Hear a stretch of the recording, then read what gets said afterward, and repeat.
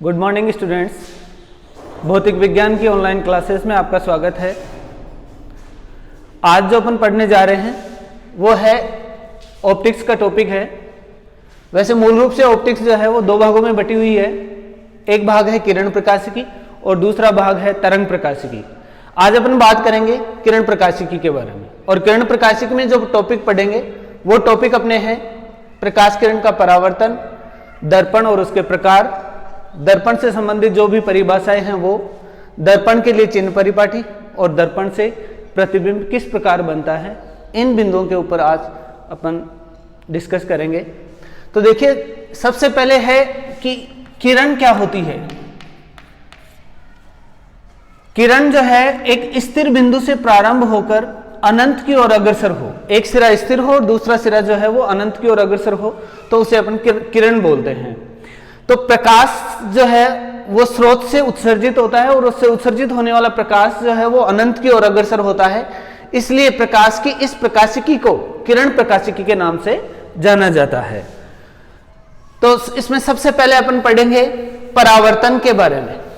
किरण के बारे में पढ़ा, अब है परावर्तन के बारे में कि प्रकाश का जो है प्रकाश किरण का परावर्तन किस प्रकार से होता है। तो जब कोई प्रकाश किरण किसी चमकीली सतह पर आपतित होती है, मान लीजिए जैसे कोई चमकीली सतह है, परावर्तक सतह है, इस परावर्तक सतह पर कोई प्रकाश किरण आपतित होती है, तो यह सतह जो है इस प्रकाश किरण का परावर्तन कर देती है, यानी यह सतह से टकराकर पुनः वापस उसी माध्यम में लौट जाती है। तो ये जो घटना है वो प्रकाश का परावर्तन कहलाती है। अर्थात जब कोई प्रकाश किरण किसी चमकीली सतह पर आपतित होती है तो सतह से टकराकर वापस उसी माध्यम में लौट जाती है, प्रकाश की यह घटना परावर्तन कहलाती है। देखिए, सतह के लंबवत जो लाइन खींचते हैं वो कहलाता है अभिलंब। अभिलंब। और आने वाली जो प्रकाश किरण है वो कहलाती है आपतित किरण। और जो प्रकाश किरण परावर्तित होकर जाती है वो परावर्तित किरण कहलाती है।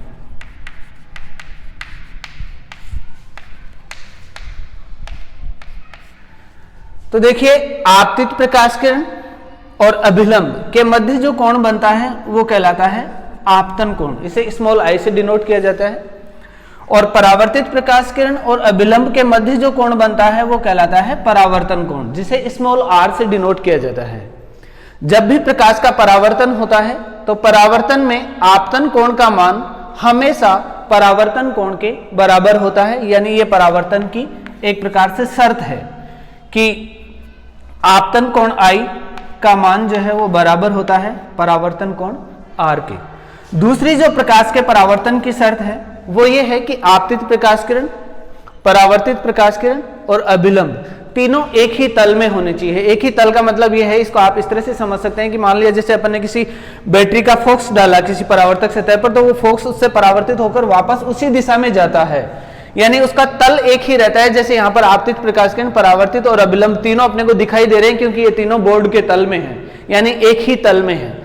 तो प्रकाश का परावर्तन जो है वो होता है कि आप कोई प्रकाश किरण किसी चमकीली सतह पर टकराकर वापस उसी माध्यम में लौट जाती है, तो ये घटना तो जो है वो प्रकाश का परावर्तन कहलाती है। और परावर्तन के लिए ये जो है दो शर्तें होती हैं कि आपतन कोण का मान जो है वो हमेशा बराबर होना चाहिए परावर्तन कोण के। आपतित प्रकाश किरण, परावर्तित प्रकाश किरण और अभिलंब तीनों एक ही तल में होने चाहिए। ये दोनों जो है प्रकाश की मुख्य प्रकाश के परावर्तन की शर्तें हैं। तो पहला टॉपिक जो है अपना प्रकाश का परावर्तन, उसको आप इस तरह से समझ सकते हैं। दूसरा जो है, आगे चलते हैं, दूसरा अपना टॉपिक होगा दर्पण और उसके प्रकार। देखिए, जो सतह प्रकाश का परावर्तन करती हैं, उसका पूर्णतः परावर्तन करती हैं, वो सभी सतह दर्पण होती हैं। दर्पण कैसे बनाया जाता है? किसी कांच के एक ओर, कांच की एक भाग की ओर जो है कोई परावर्तक पॉलिश कर दी जाए, जैसे मान लो आप सोडियम की पॉलिश कर दें या चांदी की पॉलिश कर दें, तो उसके दूसरे अपोजिट साइड वाला जो भाग है वो परावर्तक पृष्ठ बन जाता है। जैसे मान लो आपने नीचे की तरफ अगर पॉलिश कर दी है तो ऊपरी भाग या ऊपरी जो सतह है वो परावर्तक सतह बन जाती है। अगर आपने जो कांच काम में लिया है वो बिल्कुल एक समतल कांच है तो वो कहलाएगा समतल दर्पण। जैसे मान लो कि ये कांच है और इस पर आपने जो है इस तरफ पॉलिश की है, तो ये परावर्तक पृष्ठ हो जाएगा। ये जो पृष्ठ है वो परावर्तक पृष्ठ होगा, इधर की तरफ अगर पॉलिश करते हैं, और ये दर्पण जो है वो कहलाएगा समतल दर्पण। दूसरा दर्पण का जो भाग होता है वो होता है गोलीय दर्पण। देखिए गोलीय दर्पण कैसे बनाते हैं। गोलीय दर्पण में क्या होता है, एक गोलीय कांच का भाग लेते हैं, जैसे मान लो इस तरह का कोई गोलीय कांच का हिस्सा है, इसके अगर आप अंदर की तरफ पॉलिश करते हैं, पॉलिश जो है वो आंतरिक भाग पर कर दी जाए, तो इसका जो उभरा हुआ भाग है, बाहरी भाग, वो परावर्तक पृष्ठ होगा। ये वाला जो पृष्ठ है वो परावर्तक पृष्ठ बनेगा। और ये जो दर्पण बना है वो दर्पण कहलाएगा उत्तल दर्पण। ये दर्पण कहलाएगा उत्तल दर्पण। और इसी प्रकार यदि गोलीय कांच लें और उस गोलीय कांच की जो उभरी हुई सतह है, उस उभरे हुए भाग पर अगर पॉलिश कर दी जाए इस प्रकार से, यदि इस भाग पर पॉलिश कर दे, तो ये वाला जो आंतरिक हिस्सा है वो परावर्तक पृष्ठ होगा, और ये परावर्तक पृष्ठ जिसका आंतरिक हिस्सा होता है वो दर्पण कहलाता है अवतल दर्पण। तो देखिए दर्पण वो पृष्ठ होता है जो प्रकाश का पूर्णतः परावर्तन करता है, और दर्पण मूल रूप से दो प्रकार का होगा, समतल दर्पण और गोलीय दर्पण। समतल दर्पण जिसमें समतल कांच काम में लेते हैं और उसका जो परावर्तक पृष्ठ है वो समतल होता है। दूसरा जो है वो गोलीय दर्पण होगा। गोलीय दर्पण में जो है परावर्तक पृष्ठ गोलीय आकार में होता है। गोलीय दर्पण के दो भाग होंगे, पहला भाग उत्तल दर्पण और दूसरा अवतल दर्पण। यदि आप परावर्तक पॉलिश जो है वो आंतरिक भाग पर करते हैं तो उभरा हुआ भाग परावर्तक पृष्ठ बनता है, जिसे उत्तल दर्पण कहते हैं। अगर परावर्तक पॉलिश जो है वो उभरे हुए भाग पर कर देते हैं तो उसका आंतरिक हिस्सा परावर्तक पृष्ठ बन जाता है, और ऐसे दर्पण को कहते हैं अवतल दर्पण। तो इस प्रकार से जो है दर्पण दो प्रकार के होते हैं, समतल और गोलीय, और गोलीय दर्पण भी दो प्रकार का होगा, उत्तल और अवतल। तीसरा अपना जो आगे तीसरा पॉइंट जो है वो ये है कि दर्पण से संबंधित कुछ परिभाषाएं अपने को पढ़नी है। तो देखो दर्पण से संबंधित क्या क्या परिभाषाएं हैं, ये बात करेंगे अपन इन परिभाषाओं की समतल ये गोलीय दर्पण के लिए। जैसे मान लो कि ये कोई अवतल दर्पण है जिसके उभरे हुए भाग पर पॉलिश करते हैं, तो अवतल दर्पण का जो वक्रीय भाग, जिसको आप एक प्रकार से चाप कह सकते हैं कि कितना बड़ा चाप है, वो तो कहलाता है दर्पण का द्वारक, कि कितने बड़े हिस्से से जो है वो परावर्तन हो रहा है, वो दर्पण का द्वारक कहलाता है अवतल दर्पण के लिए, और इसी प्रकार से जो है वो उत्तल दर्पण के लिए। दोनों के लिए एक साथ देखें तो ये उत्तल दर्पण और ये अवतल दर्पण।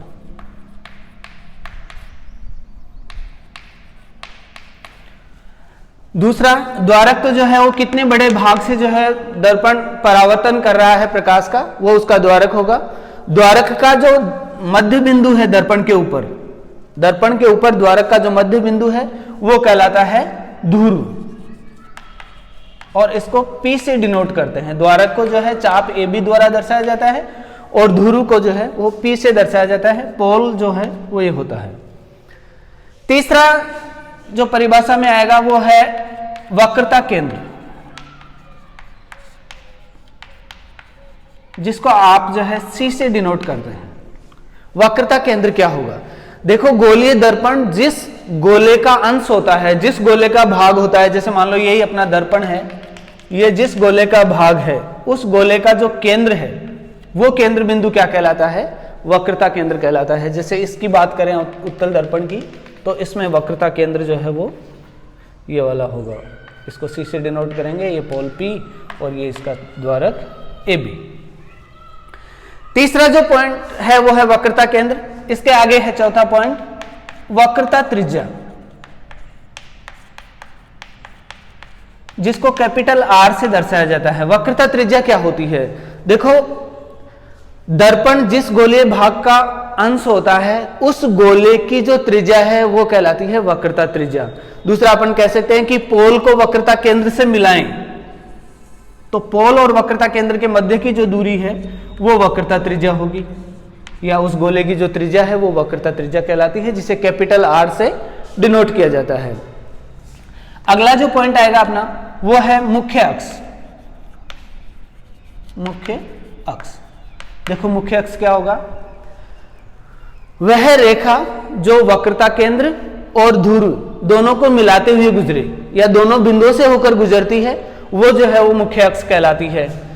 तो मुख्य अक्ष जो है वो ध्रुव और वक्रता केंद्र दोनों से होकर जाने वाली जो रेखा है वो मुख्य अक्ष कहलाएगी। तो यहां पर जो है वो ये मुख्य अक्ष होगा।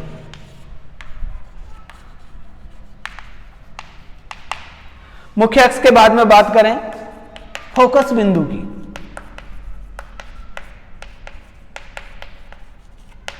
जिसको कैपिटल एफ से दर्शाया जाता है। देखिए फोकस बिंदु क्या होगा, फिर से देख लेते हैं एक बार इसको, डायग्राम को। मान लिया जैसे ये अवतल दर्पण है, ये इसका द्वारक हो गया, ये पोल हो गया, ये वक्रता केंद्र हो गया। तो दोनों को मिलाने वाली, दोनों बिंदुओं से होकर जाने वाली जो रेखा है वो दर्पण का मुख्य अक्ष होगी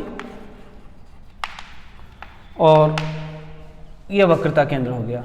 तो अपन बात कर रहे थे फोकस बिंदु की।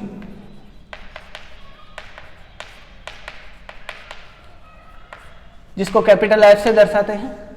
यदि कोई प्रकाश किरण मुख्य अक्ष के समांतर दर्पण पर परावर्तित होने के लिए आपतित होती है, यदि कोई प्रकाश किरण मुख्य अक्ष के समांतर आपतित होती है, तो परावर्तन के बाद में, जब उसका परावर्तन हो जाए उसके पश्चात परावर्तित प्रकाश किरण मुख्य अक्ष को जिस बिंदु पर काटेगी, मुख्य अक्ष के समांतर आने वाली प्रकाश किरण परावर्तन के पश्चात मुख्य अक्ष को जिस बिंदु पर काटती है वो बिंदु फोकस बिंदु कहलाता है, जिसे कैपिटल एफ से दर्शाया जाता है। फोकस बिंदु के बाद में अपनी बात आती है फोकस दूरी। फोकस दूरी क्या होगी, जिसे स्मॉल एफ से डिनोट किया जाता है। तो देखो फोकस दूरी क्या होगी, फोकस बिंदु और ध्रुव, जो पोल है वो और फोकस बिंदु, इनके बीच की जो डिस्टेंस है, उनके बीच की जो दूरी है उसको स्मॉल एफ से दर्शाया जाता है और उसे कहते हैं फोकस दूरी। तो ये दर्पण से संबंधित कुछ परिभाषाएं थी जो अपने को ध्यान में रखनी होती हैं, तभी जो है आगे के बिंदु या आगे के पॉइंट को आप आसानी से समझ पाएंगे। तो ये दर्पण से संबंधित कुछ परिभाषाएं थी जो मैंने आपको बताई। अब इसके आगे अगला पॉइंट जो है अपना वो है दर्पण के लिए चिन्ह परिपाटी, जो बहुत ही महत्वपूर्ण है, क्योंकि आगे के जो भी डेरिवेशन वगैरह होंगे, जो भी न्यूमेरिकल्स आएंगे, उन सब में जो है चिन्ह परिपाटी बहुत काम में आती है कि कौन सी दूरी का साइन अपने को नेगेटिव लेना है, कौन सी दूरी का साइन पॉजिटिव लेना है, वो सब बातें निर्भर करती हैं चिन्ह परिपाटी पर। तो अपने को चिन्ह परिपाटी बड़ी ध्यान से समझनी है। इसको समझने के लिए मान लिया अपने पास कोई दर्पण है, अवतल दर्पण है, मान लिया अवतल दर्पण है कोई, जिसका द्वारक ए बी है और इसका मान लो ये पोल है और पोल और वक्रता केंद्र से होकर जो जाने वाली रेखा है वो इसका मुख्य अक्ष होगी। तो मान लिया ये जो है इसका मुख्य अक्ष है, मुख्य अक्ष है और ये वक्रता केंद्र है, ये पोल हो गया। तो कोई प्रकाश किरण मुख्य अक्ष के समांतर आ रही है तो ये होगी आपतित प्रकाश किरण।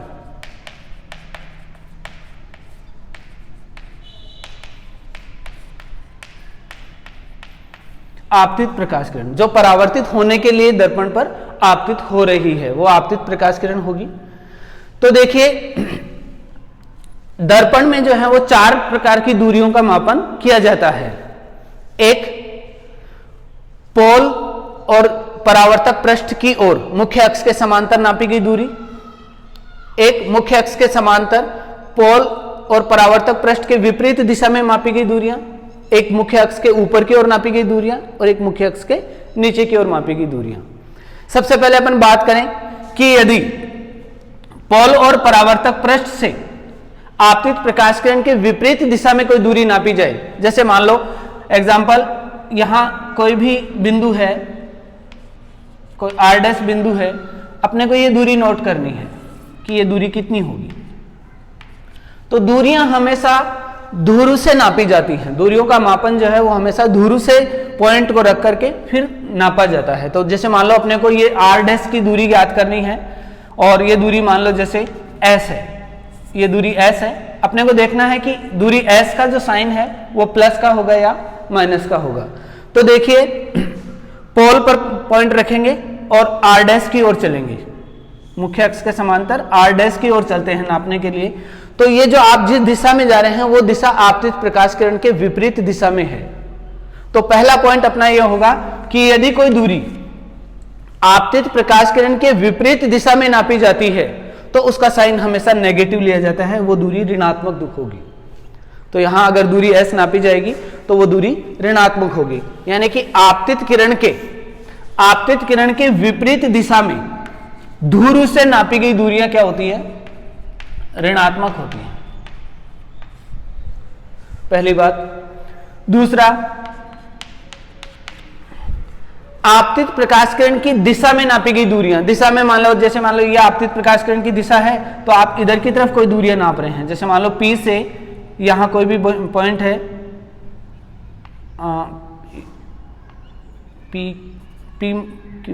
Q मान लेते हैं, मान लो जैसे PQ दूरी है, अपने को P की दूरी का मापन करना है तो दूरी हमेशा ध्रुव से नापेंगे, ध्रुव से P से Q की ओर चलेंगे। तो ये आपतित प्रकाश किरण की दिशा में चल रहे हैं, इसलिए आपतित प्रकाश किरण की दिशा में जो भी दूरी नापेंगे वो दूरी धनात्मक होगी। तीसरा, मुख्य अक्ष से ऊपर की ओर अगर दूरी नापी जाती है, ऊपर की ओर, तो वो सभी दूरियां जो हैं वो धनात्मक होती हैं। और अगर मुख्य अक्ष के नीचे की तरफ नापी जाती हैं तो नीचे की तरफ नापी गई सभी दूरियां ऋणात्मक होती हैं, चाहे वो दर्पण के पीछे की तरफ हो चाहे दर्पण के सामने की ओर हो, यहां भी ऋणात्मक होगी और ऊपर की तरफ जो है वो धनात्मक होगी। तो देखो चिन्ह परिपाटी के आधार पर दूरियों का साइन जो है वो किस तरह से लिया जाता है। यदि आपतित प्रकाश किरण की दिशा में मुख्य अक्ष के समांतर दूरी नापी जाती है तो वो दूरी धनात्मक ली जाएगी। आपतित प्रकाश किरण की दिशा में, आपतित प्रकाश किरण के विपरीत दिशा में जो दूरी नापी जाती है वो दूरी हमेशा ऋणात्मक होगी। मुख्य अक्ष के ऊपर की तरफ नापी गई दूरियां धनात्मक होंगी, नीचे की तरफ नापी गई दूरियां ऋणात्मक होंगी। तो इस तरह से जो है चारों दिशाओं में जो दूरियां नापी जाती हैं उनका साइन जो है वो नोट किया जाता है।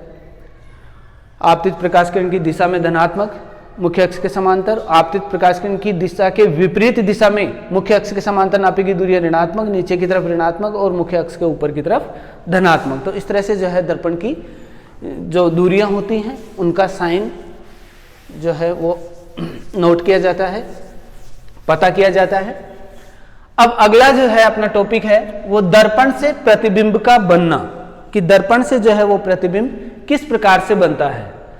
तो देखो चाहे अवतल दर्पण हो चाहे उत्तल दर्पण हो, इनसे प्रतिबिंब के बनने या प्रतिबिंब की स्थिति या उसकी व्याख्या कि भाई वो काल्पनिक बन रहा है या वास्तविक बन रहा है, बिंब से छोटा है या बिंब से बड़ा है, वो सब चीजें ध्यान में रखने के लिए अपने को इनसे परावर्तित होने वाली मुख्य रूप से 3 किरणों के ऊपर ध्यान देना है। मान लिया जैसे ये कोई अवतल दर्पण है,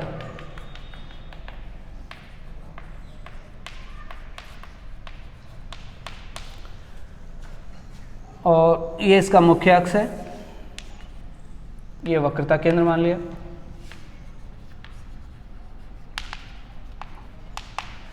तो देखो प्रतिबिंब कहां कैसा बनेगा उसके लिए अपने को मुख्य रूप से 3 प्रकाश किरणों की स्थिति को ध्यान में रखना है। मान लीजिए जैसे यहां कोई बिंब रखा हुआ है, ये कोई PQ बिंब है, तो PQ बिंब से आने वाली प्रकाश किरण, वो प्रकाश किरण जो मुख्य अक्ष के समांतर आती हुई परावर्तित होती है, तो वो वाली प्रकाश किरण जो है वो हमेशा मुख्य अक्ष के समांतर आती हुई अगर आपतित होती है तो परावर्तन के पश्चात फोकस बिंदु से होकर गुजरेगी। वो प्रकाश किरण जो है परावर्तन के पश्चात फोकस बिंदु से होकर गुजरती है। दूसरा, जो प्रकाश किरण फोकस बिंदु से होकर आपतित होती है दर्पण पर, तो वो परावर्तन के पश्चात हमेशा मुख्य अक्ष के समांतर गुजरती है। ठीक इस प्रकार से जो प्रकाश किरण मुख्य अक्ष के समांतर आती है परावर्तन के पश्चात फोकस बिंदु से होकर गुजरेगी, जो प्रकाश किरण फोकस बिंदु से होकर आती है परावर्तन के पश्चात हमेशा मुख्य अक्ष के समांतर गुजरती है। और जो प्रकाश किरण प्रकाशिक केंद्र से होकर आती है, जिसे वक्रता केंद्र भी बोलते हैं, वक्रता केंद्र से होकर आती है तो परावर्तन के पश्चात वापस उसी पथ से लौट जाती है। जिस पथ से वो आती है परावर्तन के पश्चात उसी पथ से वो लौट जाती है। इन तीनों प्रकाश किरणें जो हैं परावर्तन के पश्चात किसी एक बिंदु पर काटती हैं और जिस बिंदु पर काटती हैं वहीं पर अपना बिंब का प्रतिबिंब बनता है। तो यहाँ पर जो पी क्यू बिंब है उसका प्रतिबिंब उल्टा बिंब से छोटा पी डैश क्यू डैश के रूप में यहाँ बन रहा है, क्योंकि यहीं पर ये परावर्तित तीनों प्रकाश किरणें एक दूसरे को काट रही हैं। तो इन तीनों में से अपने को जो है बिंब की स्थिति ज्ञात करने के लिए कोई भी दो प्रकाश किरणों की स्थिति बनानी होती है। मुख्य अक्ष के समांतर आएगी तो फोकस बिंदु से होकर जाएगी, फोकस बिंदु से होकर आपतित होती है तो मुख्य अक्ष के समांतर गुजरेगी, और अगर प्रकाशिक केंद्र या वक्रता केंद्र से होकर अगर आती है, वक्रता केंद्र से अगर होकर आती है तो वो वापस उसी पथ से लौट जाती है। ये तो है अवतल दर्पण के लिए।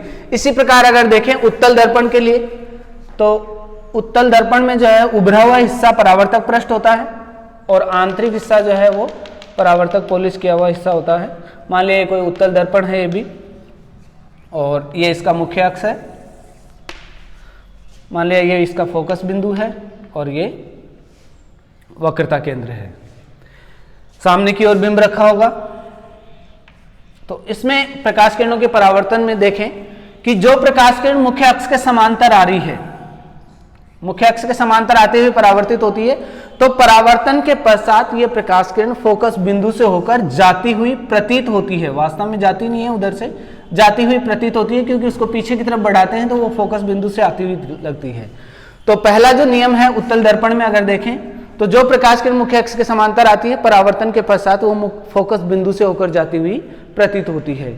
और यदि कोई प्रकाश किरण फोकस बिंदु से होकर आती हुई प्रतीत होती है, फोकस बिंदु में आती हुई आपतित होती है, जैसे मान लो अगर इसको आगे बढ़ाएं तो ये फोकस बिंदु से होकर गुजरे, अगर ऐसा आता है तो परावर्तन के पश्चात वो प्रकाश किरण जो है वो मुख्य अक्ष के समांतर परावर्तित होकर जाएगी।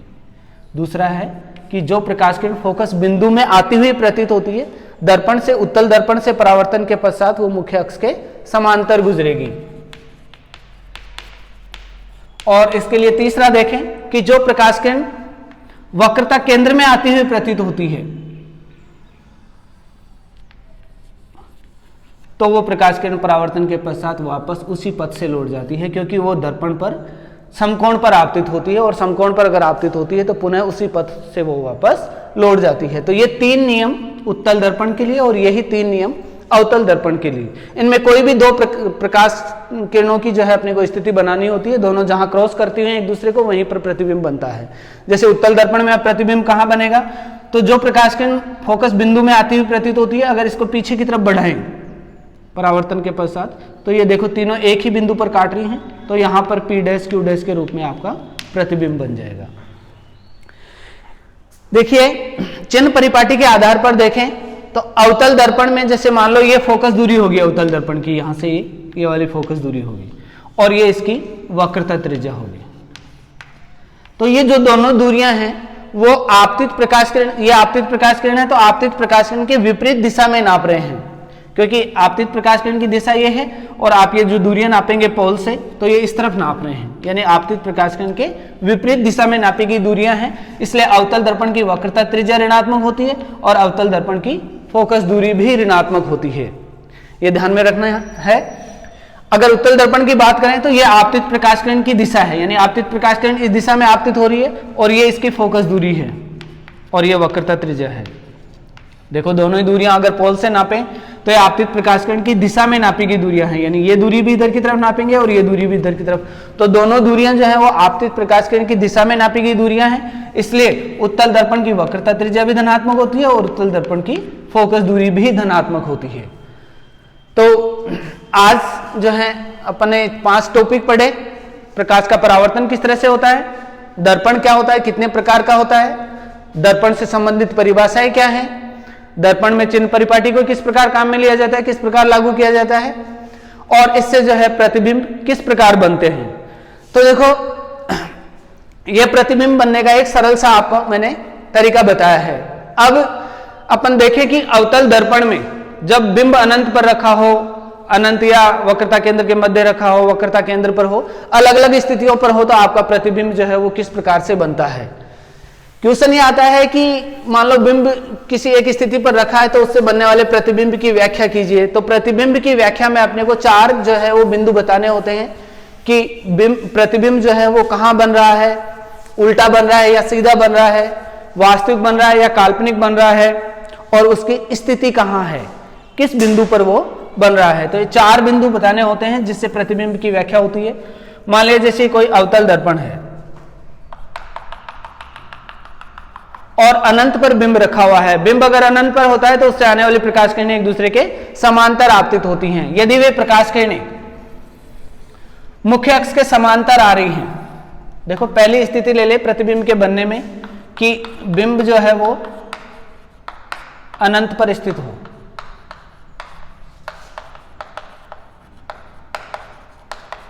पहली स्थिति है जब बिंब अनंत पर स्थित हो। तो अनंत पर अगर बिंब है तो आने वाली प्रकाश किरणें एक दूसरे के समांतर होंगी, और ये समांतर प्रकाश किरणें, अभी आपको बताया था कि अगर प्रकाश किरणें मुख्य अक्ष के समांतर आती हैं तो परावर्तन के पश्चात फोकस बिंदु से होकर गुजरेंगी। तो ये सभी प्रकाश किरणें जो है परावर्तन के पश्चात फोकस बिंदु से होकर गुजरती हैं। इस तरह से फोकस बिंदु से होकर गुजरेंगी तो आपका प्रतिबिंब जहां प्रकाश किरणें काट रही हैं वहीं पर बनेगा, यानी कि ये बिंदु कौन सा होगा, फोकस बिंदु। तो आपका जो प्रतिबिंब बनेगा वो फोकस बिंदु पर बनेगा। यदि प्रकाश किरणें वास्तव में आगे की ओर बढ़कर के प्रतिबिंब बना रही है तो वो वास्तविक प्रतिबिंब होता है। तो यहां पर जो आपका प्रतिबिंब होगा वो बिंदु प्रतिबिंब होगा, वास्तविक होगा, बिंब से बहुत छोटा होगा, और सीधा या उल्टा होगा तो यहां पर तो बिंदु प्रतिबिंब है जिसकी स्थिति की व्याख्या नहीं कर सकते। अगर आपतित प्रकाश किरणें मुख्य अक्ष के साथ कुछ कोण बनाते हुए आपतित हो रही है, जैसे आप इस तरह से समझें इसको, बिंब तो अनंत पर ही रखा है लेकिन आने वाली प्रकाश किरणें जो हैं वो मुख्य अक्ष के साथ कुछ कोण बनाते हुए आ रही हैं। मान लो इस तरह से एक दूसरे के समांतर प्रकाश किरणें आ रही हैं, यानी बिंब अनंत पर है लेकिन प्रकाश किरणें मुख्य अक्ष के साथ कुछ कोण बनाते हुए आ रही हैं। तो इस स्थिति में आपका प्रतिबिंब तो फोकस बिंदु पर ही बनेगा, लेकिन वो प्रतिबिंब जो है वो थोड़ा बिंदु प्रतिबिंब न बन करके और इस तरह से उल्टा बनेगा फोकस बिंदु पर, लेकिन बिंदु प्रतिबिंब नहीं बनेगा। तो इस समय अगर बिंब की व्याख्या करें तो अगर बिंब आपका अनंत पर है तो प्रतिबिंब चाहे मुख्य अक्ष के समांतर प्रकाश किरणें आ रही हो या कुछ कोण बनाते हुए आ रही हो, हमेशा फोकस बिंदु पर बनता है। यदि समांतर आ रही हैं तो बिंदु प्रतिबिंब बनेगा, समांतर नहीं आ रही हैं तो इस तरह से बिंदु प्रतिबिंब नहीं बनेगा, बिंब से छोटा बनेगा, फोकस बिंदु पर बनेगा, उल्टा बनेगा और वास्तविक बनेगा। तो ये बात हुई जब प्रतिबिंब आपका कहां हो, अनंत पर हो। दूसरा अगर देखें कि जब बिंब जो है वो अनंत व वक्रता केंद्र C या इसको आप 2F भी बोलते हैं के मध्य रखा हो, यानी जब प्रतिबिंब अनंत व वक्रता केंद्र के मध्य स्थित हो। मान लीजिए जैसे ये अवतल दर्पण है और ये मुख्य अक्ष है, ये वक्रता केंद्र है, ये फोकस बिंदु, और ये अनंत के बीच में जैसे मान लो आपका बिंब यहाँ रखा हुआ है, ये PQ बिंब है। तो जब आपका बिंब जो है वो 2F या वक्रता केंद्र तथा अनंत के मध्य रखा हुआ हो, मध्य कहीं भी स्थित हो सकता है, तो प्रतिबिंब कहाँ बनेगा। तो देखिए मुख्य अक्ष के समांतर आने वाली प्रकाश किरण परावर्तन के पश्चात फोकस बिंदु से होकर जाएगी, तो इसको फोकस बिंदु से होकर गुजार देते हैं। दूसरी प्रकाश किरण जो फोकस बिंदु से होकर आती है, वो वाली प्रकाश किरण परावर्तन के पश्चात कैसे जाएगी, मुख्य अक्ष के समांतर गुजरती है, इस तरह से मुख्य अक्ष के समांतर गुजरेगी। मैंने बताया था कि तीनों प्रकाश किरणों में कोई दो अपने को बनानी होती हैं, तो एक मुख्य अक्ष के समांतर वाली बना दी, दूसरी जो है वो फोकस बिंदु से होकर आने वाली बना दी। तो यहाँ पर देखिए आपका प्रतिबिंब जो है वो यहाँ प्रतिबिंब बनेगा, ये मान लिया P' और ये Q'। तो प्रतिबिंब की स्थिति कहाँ आई, फोकस बिंदु और वक्रता केंद्र के मध्य में। तो दूसरा है कि अगर आपका अनंत और 2F या C के मध्य रखा हो तो प्रतिबिंब जो है वो फोकस बिंदु और वक्रता केंद्र के मध्य बनेगा, और उल्टा बन रहा है, वास्तविक बन रहा है और बिंब से छोटा बन रहा है। स्थिति बतानी है, उल्टा या सीधा बताना है, वास्तविक या काल्पनिक बताना है, बड़ा या छोटा बताना है। ये चार चीजें जो है प्रतिबिंब की व्याख्या में आती हैं, जो अपने को इस तरह से डायग्राम बनाएंगे। अगर सही से प्रकाश किरणें खींच के डायग्राम बनाएंगे तो आपकी स्थिति अपने आप शो हो जाएगी डायग्राम में। तो बिंब से छोटा बनेगा, उल्टा बनेगा, वास्तविक बनेगा और F तथा C के मध्य में बनेगा। तीसरी स्थिति ले लें कि जब आपका बिंब जो है वो कहां रखा हुआ हो, C पर रखा हो या 2F पर रखा हो। तो देखो C पर रखा हुआ हो तो प्रतिबिंब कैसा बनेगा, देखिए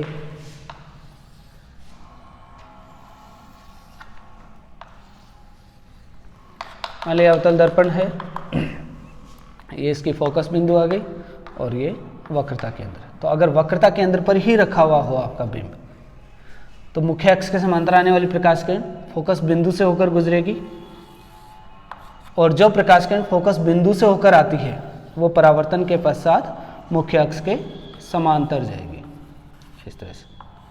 तो जो प्रकाश किरण मुख्य अक्ष के समांतर आ रही है परावर्तन के पश्चात फोकस बिंदु से होकर गुजरेगी और जो प्रकाश किरण फोकस बिंदु से होकर आ रही है परावर्तन के पश्चात मुख्य अक्ष के समांतर गुजरती है। तो दोनों जहां एक दूसरे को काटेंगे वहां प्रतिबिंब बनेगा। तो मान लो जैसे बिंब PQ है तो प्रतिबिंब P', Q'। जैसा आप देख पा रहे हैं इस स्थिति में प्रतिबिंब जो है वो बिंब के समान, उल्टा, वास्तविक और वक्रता केंद्र पर ही बनता है। यानी जहां बिंब रखा होता है वहीं पर बनता है, उल्टा बनता है, वास्तविक बनता है, बिंब के समान लंबाई का बनता है। अगली स्थिति ले कि वक्रता केंद्र व F के मध्य आपका बिंब जो है वो वक्रता केंद्र और फोकस बिंदु के मध्य में रखा हो तो उस स्थिति में प्रतिबिंब कहां बनता है। तो देखिए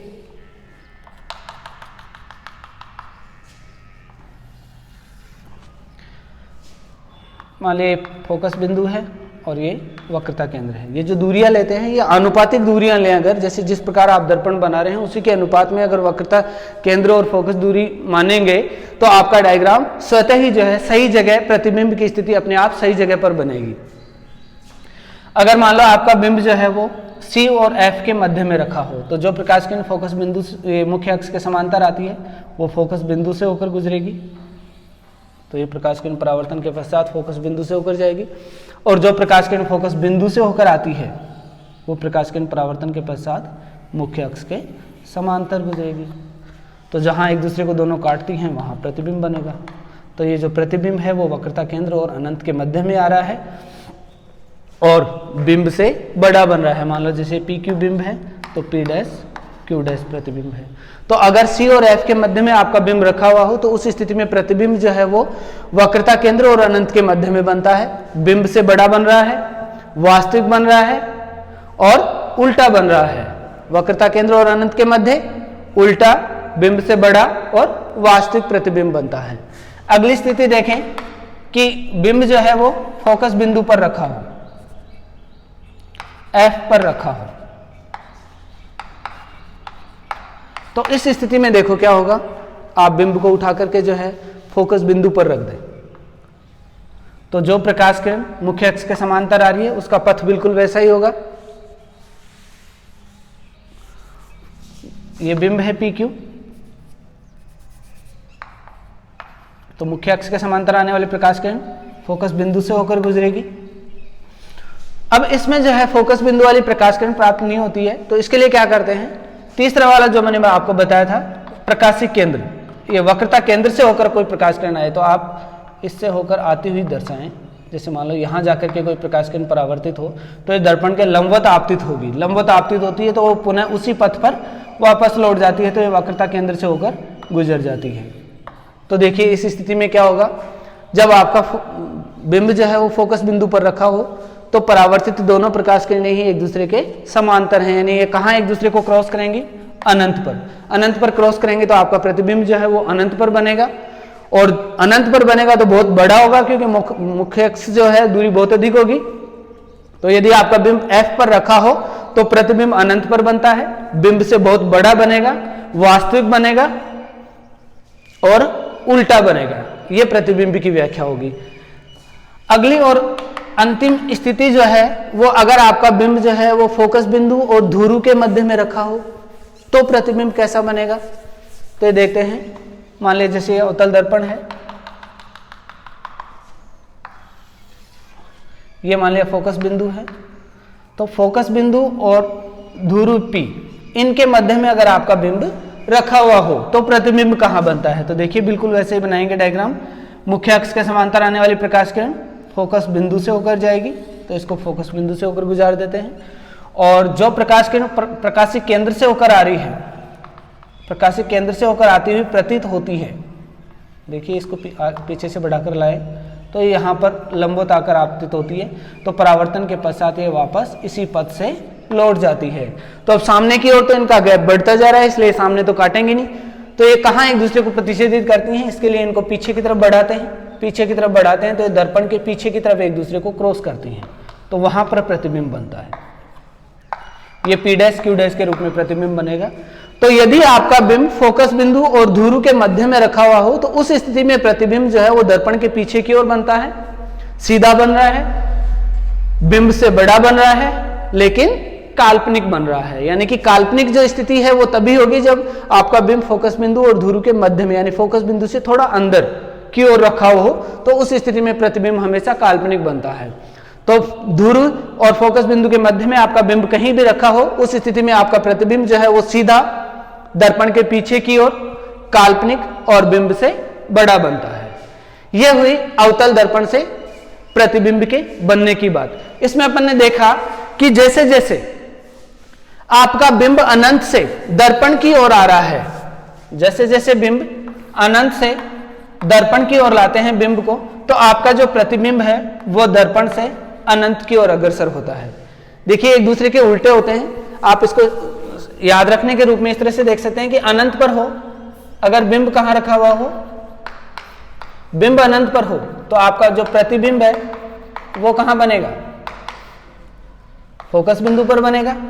यदि आपका बिंब अनंत और वक्रता केंद्र के मध्य में रखा हुआ हो तो उस स्थिति में फोकस बिंदु और वक्रता केंद्र के मध्य में बनेगा।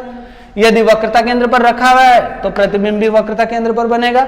यदि वक्रता केंद्र और फोकस बिंदु के मध्य में रखा हुआ है तो प्रतिबिंब अनंत और वक्रता केंद्र के मध्य में बनेगा। और यदि फोकस बिंदु पर रखा हुआ है तो प्रतिबिंब जो है वो अनंत पर बनेगा। यानी ये अनंत से फोकस बिंदु की ओर और ये अनंत से फोकस बिंदु की ओर एक दूसरे के उल्टे होते हैं। तो बिंब की स्थिति तो आपके प्रतिबिंब की स्थिति, इस तरह से आप इसको याद रख सकते हैं। और जैसे जैसे बिंब दर्पण के पास आता है वैसे वैसे प्रतिबिंब दर्पण से दूर होता जाता है। ये जो है वो अवतल दर्पण से प्रतिबिंब के बनने को इस तरह से समझते हैं। अब अपन कल जो बात करेंगे वो करेंगे उत्तल दर्पण से प्रतिबिंब का बनना और दर्पण सूत्र और वक्रता केंद्र के मध्य क्या संबंध होता है, और उनसे संबंधित जो है जो न्यूमेरिकल्स हैं उनके ऊपर भी चर्चा करेंगे। धन्यवाद।